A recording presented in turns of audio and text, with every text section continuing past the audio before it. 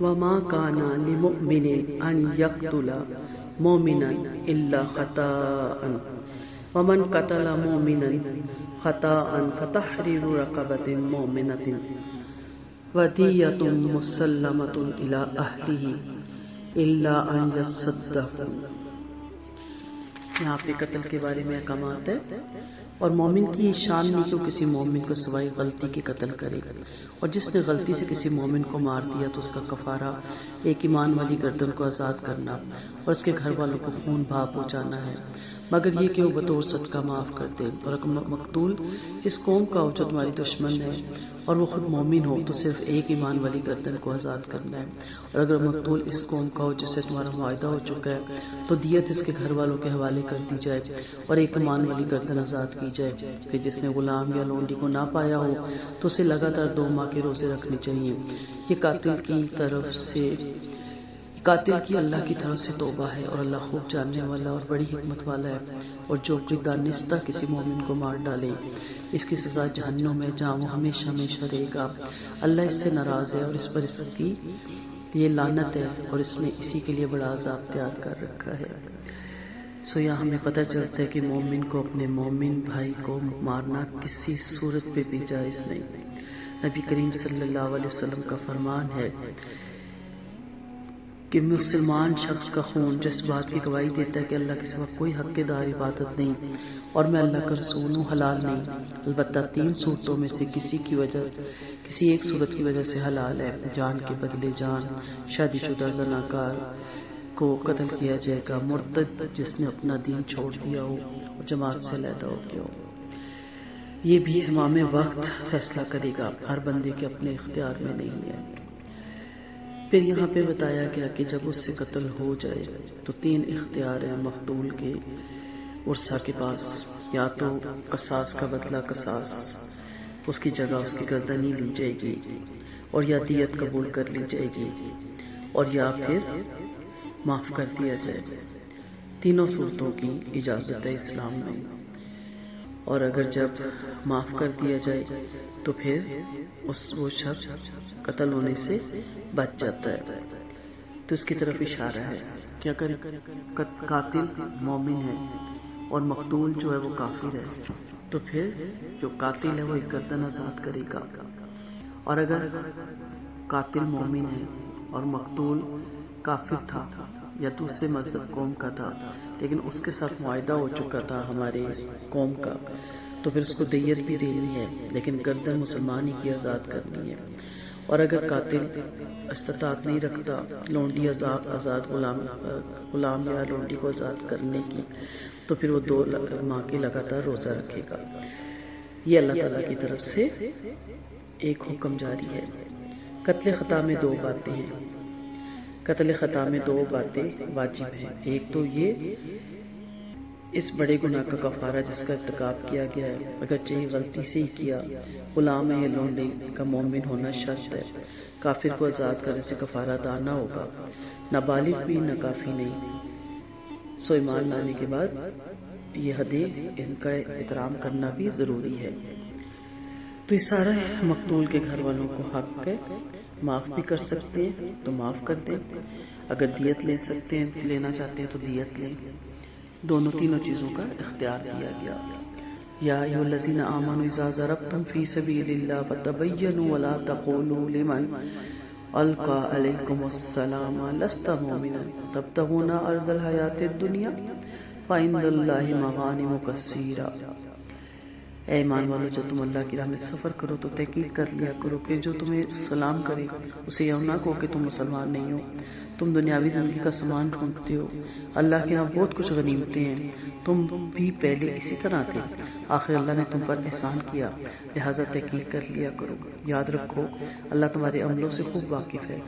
ابن عباس فرماتے ہیں صحابہ کی ایک جماعت کے پاس ایک بنو سلیم کا آدمی گزرا جو بکریاں چرا رہا تھا، اس نے مسلمانوں کو دیکھ کے سلام کیا، انہوں نے کہا اپنی جان بچانے کی خاطر کرتا ہے، اس پہ چھپڑ پڑے، اسے قتل کر دیا، اس کی بکریاں لے لی، اس پر یہ آیتیں اتری۔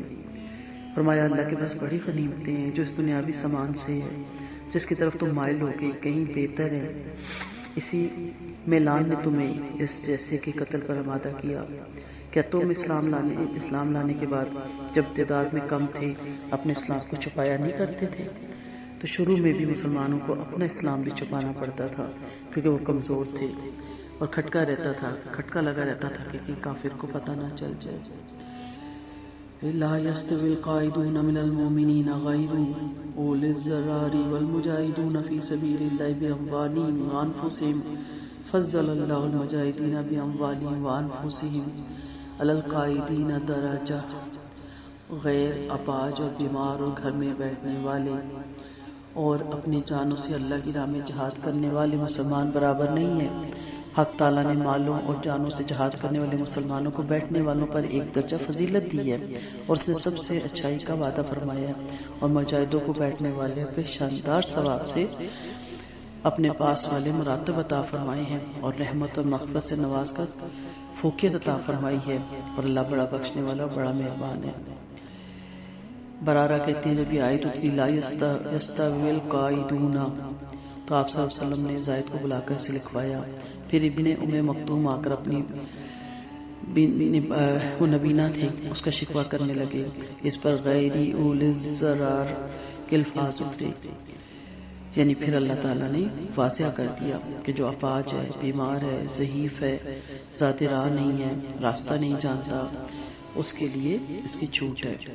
مجاہدوں کو غیر مجاہدوں پہ جو فضیلت ہے اس کا بیان ہے کہ ان پر ہمیشہ کے بلاخانے ملیں گے، کہیں درجے ہیں ان کی فضیلت کے، ان کے گناہ، ان کی لرزش معاف ہو جائے گی، ان پر رحمتوں اور برکتوں کی بارش ہوگی۔ یہ اللہ کا ان پر احسان و کرم ہے کہ ان کی قدر و منزلت ہو رہی ہے۔ نبی کریم صلی اللہ علیہ وسلم نے فرمایا، یاد رکھو جنت میں 100 درجے ہیں جن کو اللہ نے اپنی راہ میں جہاد کرنے والوں کے لیے تیار کر رکھا ہے۔ ہر 2 درجوں کے درمیان زمین سے آسمان تک کی مسافت ہے۔ ایک روایت میں کہ جو ایک تیر مارے اسے 1 درجہ ثواب ہے۔ ایک شخص نے پوچھا، یا رسول اللہ صلی اللہ علیہ وسلم درجہ کیا ہے؟ فرمایا، یاد رکھو تیری ماں کی چوکھٹ والا درجہ نہیں بلکہ 2 درجوں کا درمیانی فاصلہ 100 سال کی مسافت سے ہے۔ ان الذین توفاهم الملائکۃ ظلمی انفسهم قالوا فیما کنتم قالوا کنا مستضعفین فی الارض قالوا الم تکن ارض اللہ واسعۃ فتہاجروا فیہا فاولئک مأواہم جہنم وساءت مصیرا۔ جن کی جانیں فرشتے اس حال میں نکالیں گے کہ وہ اپنی جانوں پر ظلم کر رہے تھے تو کہیں گے کہ تم کس حال میں تھے؟ یہ جواب دیں گے کہ ہم زمین میں کمزور تھے۔ فرشتے کہیں گے کہ اللہ کی زمین وسیع نہ تھی کہ تم اس میں ہجرت کر جاتے؟ ان کا ٹھکانہ جہنم ہے جو بدترین لوٹنے کی جگہ ہے، البتہ جو مرد، عورتیں اور بچے کمزور ہیں، بے بس ہیں کہ نہ تو ان کے بس کا کوئی ہیلہ ہے اور نہ راستہ جانتے ہیں، یہی ایسے ہیں۔ یقین ہے کہ اللہ ان کو معاف فرماتے اور اللہ بڑا معاف کرنے والا اور بڑی بخشش کرنے والا ہے۔ اور جو شخص اللہ کی راہ میں ہجرت کر کے کرے وہ زمین میں بہت سی جگہ کشادگی پائے گا، اور جو شخص اللہ کی اور اس کے رسول صلی اللہ علیہ وسلم کی طرف ہجرت کر کے نکل کھڑا ہوا جس سے موت آ جائے تو اللہ کے ذمہ اس کا اجر ثابت ہو گیا۔ اللہ بڑی بخشش کرنے والا انتہائی مہربان ہے۔ یہ حکم اس آیت کا عام ہے اور ہر شخص کے بارے میں جو ہجرت پر قدرت رکھنے کے باوجود مشرکوں میں ٹھہرا رہے، اپنا دین ان کی وجہ سے قائم نہ رکھ سکے، وہ اپنی جان پہ ظلم کر رہا ہے، سو سوائے معذوری کے اس کو یہاں سے نکل جانا چاہیے۔ ان آیات میں ہجرت کی اور مشرکوں کے ساتھ ترک قیام کی ترغیب دی گئی اور بتایا گیا کہ مومن جہاں بھی جائے گا وہاں اسے دولت ملے گی، وہاں اس کو سہولت ملے گی، سر چھپانے کی جگہ مل جائے گی، اور جو شخص ہجرت کی غرض سے روانہ ہوگا اور ہجرت گاہ تک نہ بھی پہنچ پائے گا، اگر اس سے پہلے موت آ گئی تو بھی اس کو ہجرت کا ثواب ملے گا۔ ابن عباس فرماتے ہیں، سحرہ بن جندب رضی اللہ عنہ آپ صلی اللہ علیہ وسلم کے پاس جانے کے لیے روانہ ہوئے، راہ میں موت آ گئی، آپ تک نہ پہنچ سکے، اس پر یہ آیت اتری۔ حق تعالیٰ نے فرمایا، جو شخص میری رضا کی تلاش میں جنگ کرنے کے لیے میرے وعدے کو سچا جان کر اور میرے رسولوں پر ایمان لا کر نکلا، اس کی ضمانت اللہ نے لے لی کہ یا تو اس سے لشکر کے ساتھ موت دے دے گا اور شہادت کا درجہ دے گا اور جنت میں داخل کر دے گا، یا اللہ اس سے ضمانت لے لی کہ وہ اجر، غنیمت اور اللہ کا فضل لے کر لوٹے گا اور غازی کے لائے گا، اور اگر اللہ کا فضل پا کر مر جائے، قتل کر دیا جائے، گھوڑے یا اونٹ سے رون دیا جائے یا کسی جانور سے ڈس لیا جائے یا اپنے فرش پر ہی اسے موت آ جائے، وہ شہید ہے۔ آپ صلی اللہ علیہ وسلم کا فرمان ہے جو شخص حج کے لیے نکلا اور مر گیا اس کے لیے قیامت تک حج کا ثواب لکھ دیا گیا، اور جو شخص عمرے کے لیے نکلا اور مر گیا اس کے لیے قیامت تک عمرے کا ثواب لکھ دیا گیا۔ وَإِذَا ضَرَبْتُمْ فِي الْأَرْضِ فَلَيْسَ عَلَيْكُمْ جُنَاحٌ أَن تَقْصُرُوا مِنَ الصَّلَاةِ إِنْ خِفْتُمْ أَن يَفْتِنَكُمُ الَّذِينَ كَفَرُوا إِنَّ الْكَافِرِينَ كَانُوا لَكُمْ عَدُوًّا مُبِينًا۔ اگر تم سفر پر روانہ ہو تم پر نماز قصر کرنے میں کوئی حرج نہیں، اور اگر تمہیں اندیشہ ہو کہ کافر تمہیں فتنے میں ڈال دیں گے تو یاد رکھو کافر تمہارے کھلے دشمن ہیں۔ کیا قصر میں خوف کی شرط ضروری ہے؟ دشمن کی خوف کی شرط نزول آیات کے وقت غلبہ خوف کی وجہ سے لگائی گئی، کیونکہ آغاز اسلام میں ہجرت کے بعد مسلمانوں کے اکثر سفر خوف والی ہوتے تھے، بلکہ مسلمان عام طور پر جنگ ہی کے لیے نکلتے تھے یا خاص دستوں میں روانہ ہوتے تھے۔ تمام اوقات میں اسلام اور مسلمانوں سے ہر وقت لڑائی کا معاملہ رہتا تھا۔ یعلا بن امیہ کہتے ہیں میں نے عمر سے پوچھا آیت میں قصر کے لیے خوف کی شرط ہے، اب تو ہم امن میں آ گئے۔ آپ نے جواب دیا میرے دل میں بھی یہ کھٹکا ہو گیا۔ میں نے رحمت اللہ علیہ صلی اللہ علیہ وسلم پوچھا تو جواب دیا یہ اللہ کا صدقہ ہے، اللہ نے تمہیں یہ عطا فرمایا ہے لہٰذا اس کا صدقہ قبول کرو۔ اب قصر ہی ہے، یہ اللہ کی سہولتوں میں سے دی ہوئی مومن کو ایک بہت بڑی سہولت ہے۔ وَإِذَا كُنْتَ فِيهِمْ فَأَقَمْتَ لَهُمُ الصَّلَاةَ فَلْتَقُمْ طَائِفَةٌ مِّنْهُمْ مَعَكَ فَلْيَأْخُذُوا أَسْلِحَتَهُمْ۔ یہ خوف کی نماز ہے، اور جب آپ ان میں ہوں اور ان کے لیے نماز کھڑی کریں تو ان میں سے ایک جماعت آپ کے ساتھ کھڑی ہو جائے اور انہیں اپنے ہتھیار لے لینے چاہیے، پھر جب وہ سجدہ کر لے تو ہٹ کر تمہارے پیچھے آ جائیں، اور دوسری جماعت کو آ جانا چاہیے جس نے نماز نہیں پڑھی، انہیں آپ کے ساتھ نماز پڑھنی چاہیے اور انہیں بھی اپنا بچاؤ اور ہتھیار لے لینی چاہیے۔ کافروں کی آرزو ہے کہ تم کس طرح اپنے ہتھیاروں اور سامانوں سے بے خبر ہو جاؤ تو تم پر ایک ہی دفعہ ٹوٹ پڑے۔ اگر تمہیں بارش سے تکلیف ہو یا تو بیمار ہو تو تمہیں اپنا اسلحہ اتار کر رکھنے میں کوئی حرج نہیں، اور اپنے ہتھیار ساتھ لے لیے رکھو۔ یاد رکھو اللہ نے کافروں کے لیے ذلت والا عذاب تیار کر رکھا ہے۔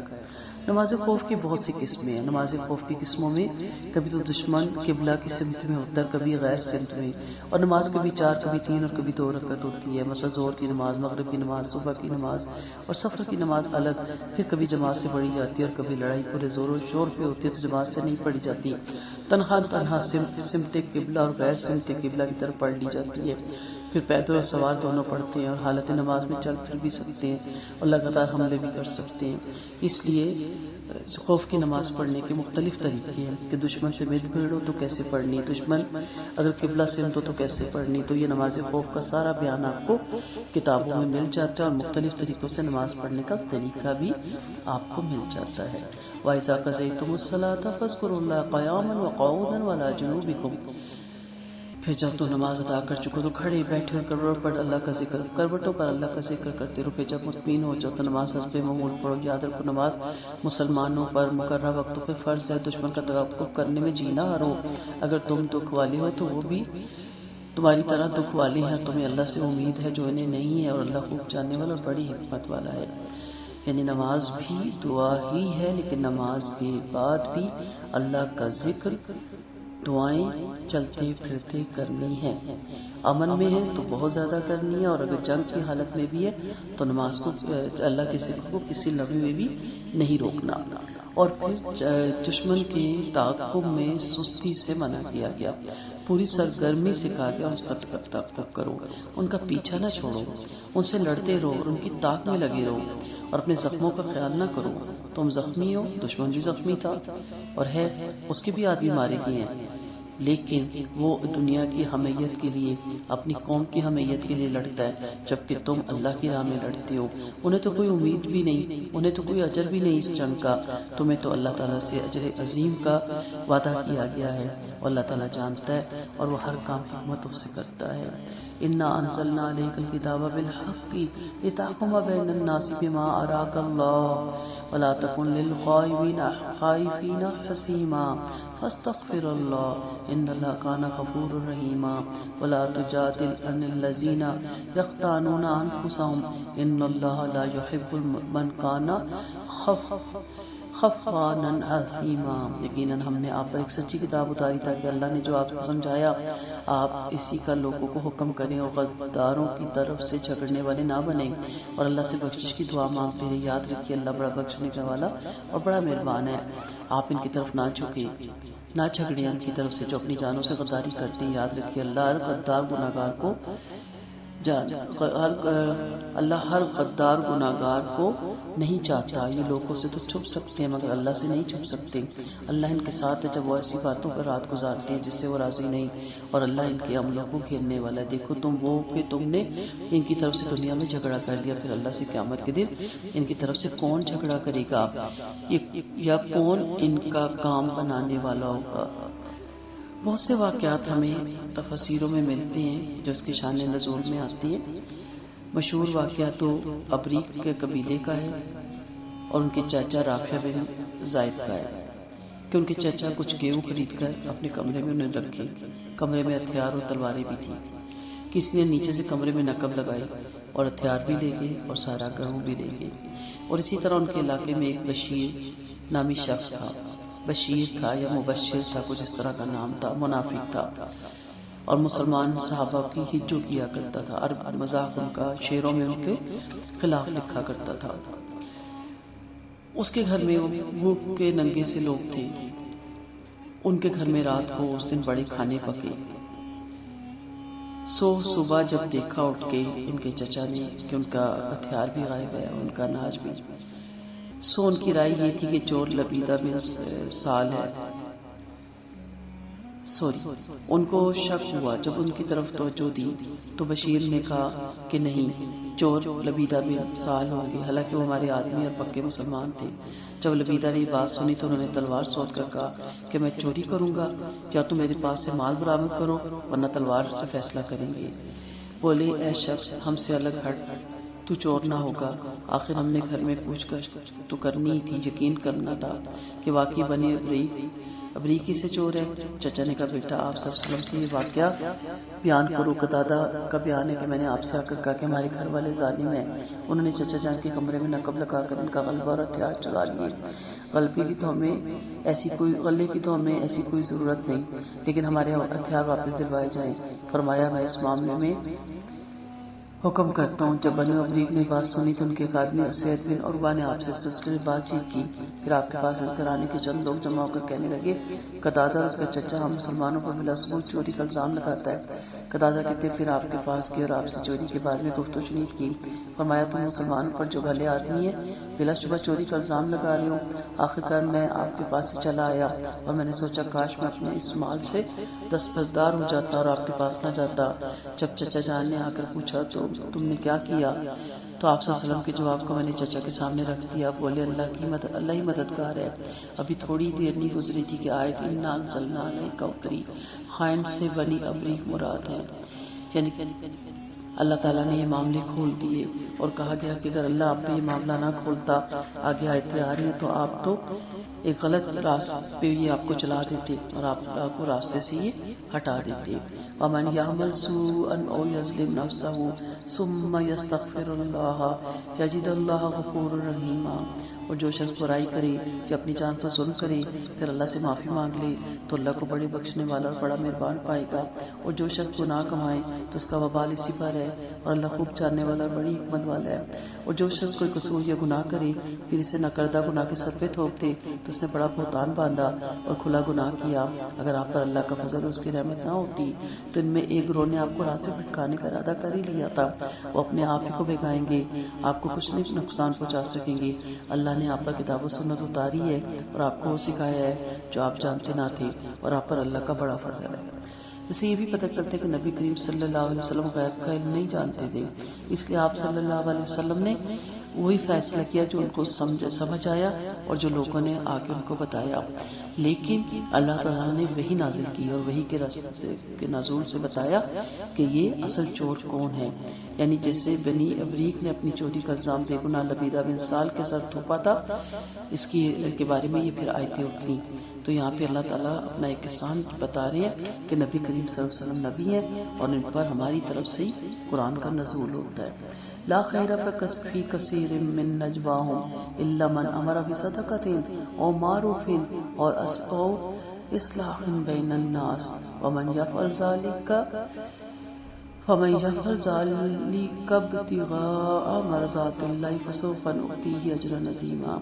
ان کے اکثر مشوروں میں بھلائی نہیں ہے، مگر جو شخص صدقے کا، بھلائی کا یا لوگوں کی اصلاح کا حکم کرے اس کے مشورے میں بھلائی ہے، اور جو اللہ کی رضا ڈھونڈنے کے لیے ایسا کرے گا ہم اسے جلیل الشان اجر دینے والے ہیں۔ اور جو ہدایت واضح ہو جانے کے بعد بھی رسول کی مخالفت کرے اور مومنوں کی راہ چھوڑ کر کوئی اور راہ اختیار کرے تو ہم اسے اسی طرف پھیر دیں گے جس طرح وہ خود پھر گیا، اور اسے جہنم میں جھونک دیا جائے گا جو ٹھہرنے کی بری جگہ ہے۔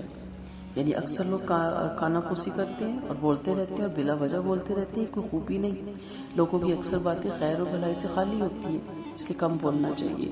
البتہ وہ بات جس میں صدقے کا یا بھلی بات کا یا لوگوں کی اصلاح کا کوئی پہلو اسے ضرور بتانا چاہیے۔ آپ صلی اللہ علیہ وسلم نے فرمایا انسان کا سارا کلام اس کے لیے وبال ہے سوائے ذکر اللہ کے اور بھلی بات بتانے کے اور ایک بری بات سے روکنے کے۔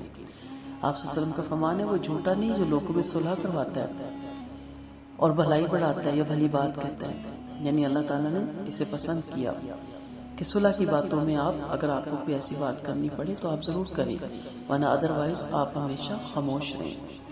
آپ صلی اللہ علیہ وسلم نے ابو ایوب سے کہا کیا میں تمہیں ایک تجارت نہ بتاؤں؟ انہوں نے کہا ضرور بتائیے۔ فرمایا جب لوگوں میں فساد ہو تو ان کی اصلاح کی جدوجہد کرو، اور جب وہ الگ ہو تو ان کو قریب لانے کی کوشش کرو۔ اسی وجہ سے فرمایا کہ جو اللہ کی رضا ڈھونڈنے کے لیے کام کریں گے یعنی خلوص سے کریں گے اور اس غرض سے کریں گے کہ اللہ اس سے اس کا ثواب عنایت فرمائے تو ہم اسے اجر عظیم دینے والے ہیں، یعنی اسے بہت وسیع ثواب ملنے والا ہے۔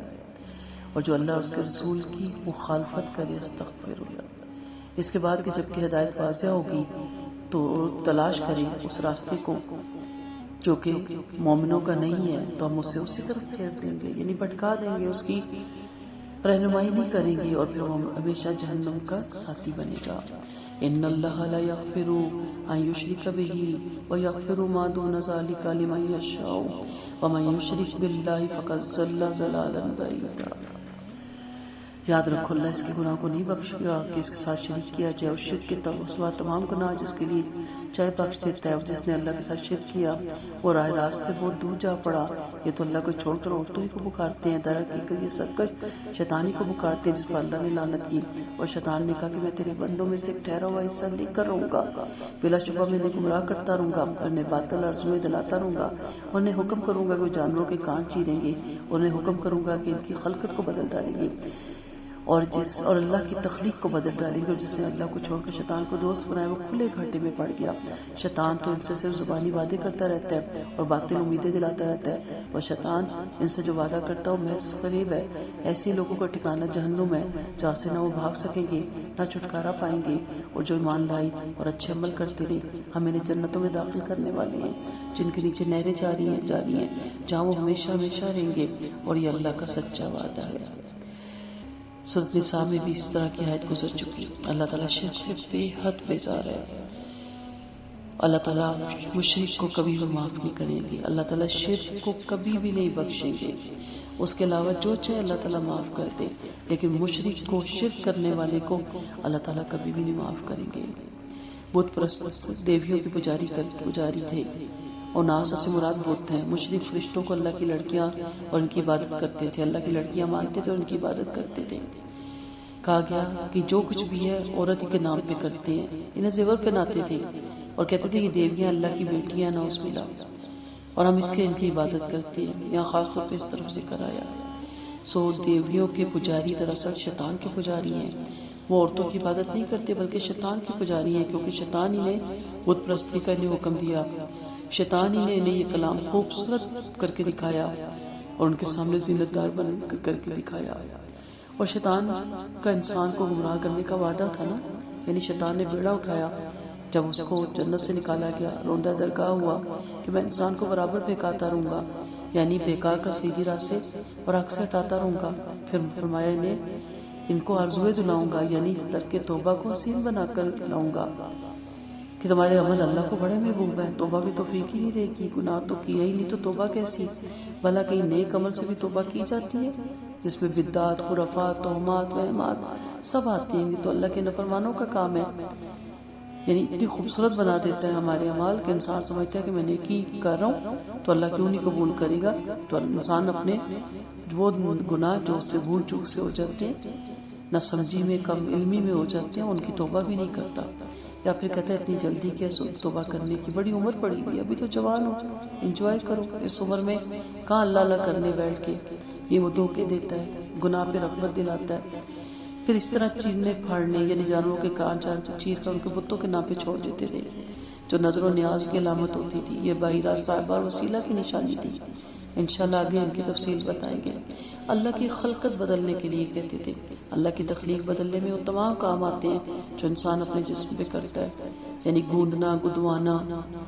ابن مسعود فرماتے ہیں اللہ کی اس پر لعنت جس نے ایسا کیا، یعنی گوندنا، گدوایا. اللہ نے گوندنے گدوانے والیاں، بال نوچنے والیاں، بال نوچوانے والیاں اور دانتوں پہ کشادی کرنے والیوں پر، جو خوبصورتی کے لیے اللہ کی بناوٹ کو بگاڑ دیتی ہیں، لعنت کی. پھر بھلا میں ان پر کیوں نہ لعنت کروں جس پر آپ صلی اللہ علیہ وسلم نے لعنت فرمائی، اور اللہ کی کتاب میں بھی لعنت موجود ہے. آپ صلی اللہ علیہ وسلم نے فرمایا ہر بچہ فطرت سے پیدا ہوتا ہے، پھر اس کے ماں باپ اسے یہودی یا عیسائی یا مجوسی بنا دیتے ہیں. جس طرح جانور صحیح کانوں کا پیدا ہوتا ہے، کیا کبھی کسی نے جانور کا بچہ چیرے ہوئے کان کی طرح دیکھا؟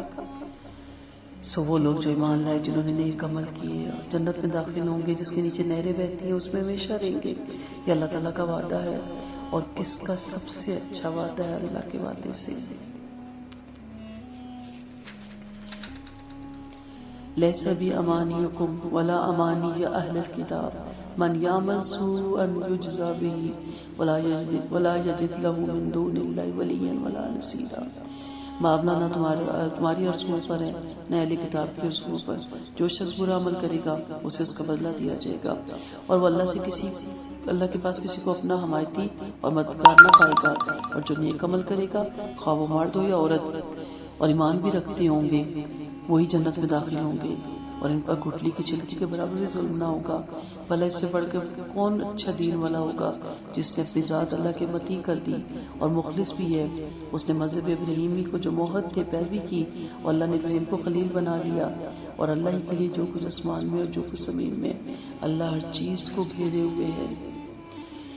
ابراہیم علیہ السلام بڑے مہمان نواز تھے. ابراہیم علیہ السلام ایک روز مہمان کو تلاش کرنے نکلے، مہمان نہیں ملا. واپس گھر آ گئے. گھر میں ایک شخص کو کھڑے ہوئے دیکھا. پوچھا کہ اللہ کے بندے، میری اجازت کے بغیر میرے گھر میں کیسے آیا؟ کہا اس گھر کے مالک کی اجازت سے آیا ہوں. پوچھا تم کون ہو؟ بولا موت کا فرشتہ. مجھے میرے رب نے اپنے بندوں میں سے ایک بندے کی طرف بھیجا کہ میں اسے کچھ خبری دوں کہ اللہ نے اسے اپنا خلیل بنا لیا. پوچھا وہ کون ہے؟ اگر تم مجھے اس کا پتہ بتا دے تو جہاں کہیں بھی رہتا ہو، خدا کی قسم میں اس کے پاس جاؤں گا اور مرتے دم تک اس کا پڑوسی ہوں گا. بولا وہ بندے آپ ہیں. فرمایا میں؟ کہاں آپ؟ فرمایا مجھے رب نے کیوں خلیل بنایا؟ بولا آپ لوگوں کو دیتے ہیں اور ان سے لیتے نہیں. اللہ تعالیٰ بھی ہمیں اپنا دوست بنائے اور خود ہمارا دوست ہو جائے، ہمارا کارساز ہو جائے، ہمارا ولی ہو جائے. وَيَسْتَفْتُونَكَ فِي النِّسَاءِ قُلِ اللَّهُ يُفْتِيكُمْ فِيهِنَّ وَمَا يُتْلَى عَلَيْكُمْ فِي الْكِتَابِ فِي الْيَتَامَى النِّسَاءِ اللَّاتِي وَلَا تُؤْتُونَهُنَّ مَا كُتِبَ لَهُنَّ وَتَرْغَبُونَ أَن تَنكِحُوهُنَّ وَالْمُسْتَضْعَفِينَ مِنَ الْوِلْدَانِ. اور لوگ آپ سے عورتوں کے بارے میں فتویٰ پوچھتے ہیں. فرما دیجیے اللہ تمہیں ان کے بارے میں فتویٰ دیتا ہے اور جو کتاب میں پڑھ کے تمہیں سنایا جاتا ہے. اور ان یتیم بچوں کا حکم ہے جن کو تم ان کا مقرر حق نہیں دیتے اور ان سے نکاح کے خواہش مند ہوتے ہو. اور میں پڑھ کر تمہیں سنایا جاتا ہے، اور جو کتاب پڑھ کر تمہیں سنایا جاتا ہے وہ ان یتیم بچوں کا حکم ہے جن کو تم ان کا مقررہ حق نہیں دیتے، ان سے نکاح کی خواہش مند ہو. اور کمزور بچوں کے بارے میں فتویٰ دیتا ہے، اور اس بات کا بھی کہ تم یتیموں کے بارے میں انصاف سے قائم رہو اور تم بھلائی کرو گے، وہ اللہ کو خوب معلوم ہے. ابن عباس رضی اللہ عنہ فرماتے ہیں جہالت میں یہ دستور تھا کہ اگر کوئی شخص یتیم بچی کا ولی بننا چاہتا تو اس پہ کپڑا ڈال دیتا تھا. پھر دستور کے مطابق کوئی اس سے نکاح نہیں کر سکتا تھا. اگر وہ حسین ہوتی اور خود ولی اس کی طرف مائل ہوتا تو اس سے شادی کر لیتا اور اس کا مال کھاتا، اور اگر بدصورت ہوتی اس سے مرتے دم تک مٹھائی رکھتا، جب مر جاتی تو اس کا وارث بنتا. اللہ نے اس کو حرام قرار دے دیا، اس سے لوگوں کو روک دیا. کمزور بچوں سے نابالغ بچے مراد ہے۔ جاہلیت میں لڑکیوں اور نابالغ بچوں کو ورثہ نہیں ملتا تھا، اس وجہ سے فرمایا کہ تمہیں ان کا مقرر حصہ نہیں دیتے۔ آخر اللہ نے ظلم سے بھی روکا اور ہر حصے دار کا حصہ مقرر کر دیا۔ مرد کو دوہرا اور عورت کو گہرا حصہ دیا جائے گا، بالغ ہو یا نابالغ، چھوٹے ہوں یا بڑے۔